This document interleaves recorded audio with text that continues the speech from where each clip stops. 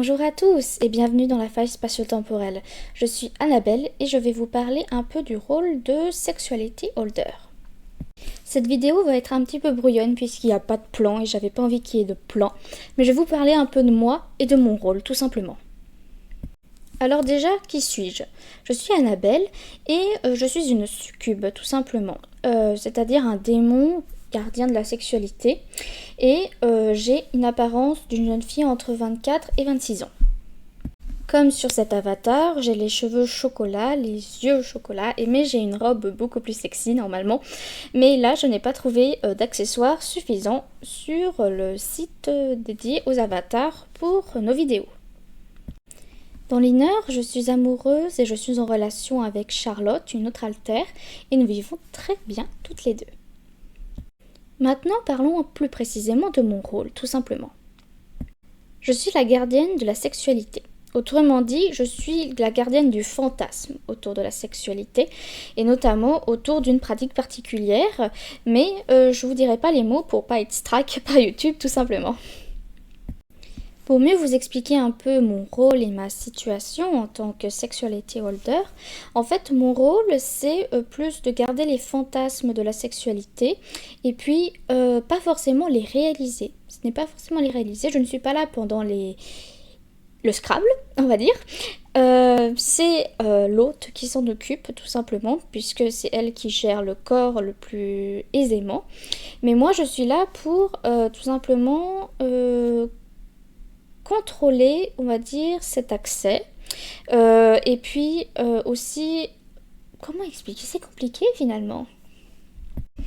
En gros, pour résumer très simplement, je suis le fantasme d'une sexualité libérée et aussi d'une sexualité accomplie. Voilà. Pendant que je suis là, j'aimerais beaucoup vous parler des altères sexuels en général, puisque je me considère dans cette catégorie. Parlons un peu du rôle de ces altères sexuels, en effet. C'est une fonction de protection principalement et de gestion du quotidien. C'est souvent lié à un traumatisme ou un souvenir désagréable dû parfois à des abus S. L'altère peut bloquer les souvenirs traumatiques, permettant au système de vivre correctement au quotidien. Il y a aussi certains altères qui ont pour objectif de faire la réappropriation du corps suite à des traumatismes. Certains altères aident à explorer une sexualité saine et consentie bien sûr. Certains altères S sexuels donc peuvent aider à la gestion de relations, que ce soit des relations intimes avec des partenaires par exemple. J'aimerais débunker aussi un stéréotype lié aux altères sexuels. En effet, on n'est pas tous des obsédés. Il y a des altères sexuels qui sont asexuels, qui peuvent aussi contenir tout simplement... il faut savoir que certains altères sexuels ont un mécanisme de survie ancré en eux, ce qu'on appelle l'hypersexualité suite à un traumatisme. C'est-à-dire, l'hypersexualité, c'est quand quelqu'un, tout simplement, s'hypersexualise. Ça peut avoir, par exemple, avoir beaucoup de relations, mais aussi ça peut être s'habiller sexy, des choses comme ça, afin de surmonter le traumatisme dans le sens où on a le contrôle de la situation alors qu'on ne l'avait pas au moment de l'accident. Il est donc pas rare que certains sexuality holders soient aussi... sexuality holder, excusez-moi, je voulais dire alters sexuels, soient aussi des trauma holders puisqu'ils contiennent les traumatismes.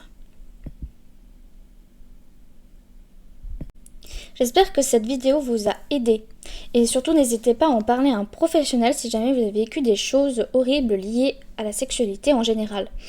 N'hésitez pas à consulter un médecin qui puisse vous aider et à vous réapproprier de manière saine votre corps mais aussi votre mental, etc.